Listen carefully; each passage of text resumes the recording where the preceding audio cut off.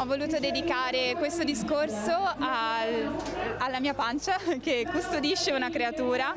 Non è importante di che sesso nascerà, l'importante è chi sceglierà di essere. Noi gli auguriamo di diventare la persona più coraggiosa del mondo senza paura per gli altri. Parlava così al Pride di Padova lo scorso 31 maggio Margherita Colonnello, allora incinta, adesso mamma di un bellissimo bambino, Aronne, nato a Ferragosto.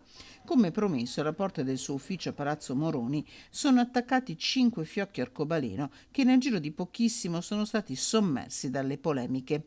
Preferisce il silenzio al microfono, ma sceglie la sua pagina Facebook per esprimere il pensiero condiviso con il marito, l'assessore al sociale, che scrive: nostro figlio non ha ancora 2 settimane. Non avremmo immaginato di dover impiegare questo tempo prezioso sommersi da una polemica nazionale sulla nostra famiglia.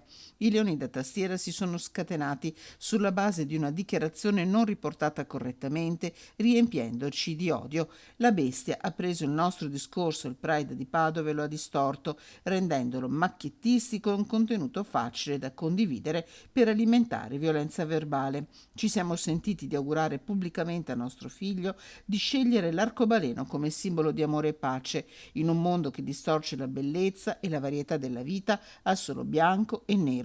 Non gli abbiamo chiesto di decidere se essere maschio o femmina, gli abbiamo promesso che saremo sempre al suo fianco, qualsiasi cosa deciderà per la sua vita e chiunque deciderà di essere.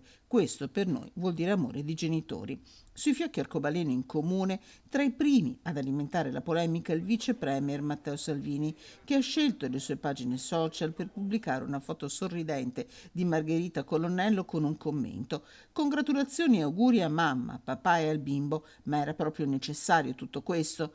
Dai social la risposta della diretta interessata: speriamo che chi si erge difensore della famiglia possa avere rispetto della nostra tranquillità in giorni così intensi e bellissimi, giorni che vorremmo trascorrere solo in compagnia di nostro figlio, senza doverci difendere dagli attacchi della destra. Ringraziamo chi ci sta dimostrando solidarietà e sostegno.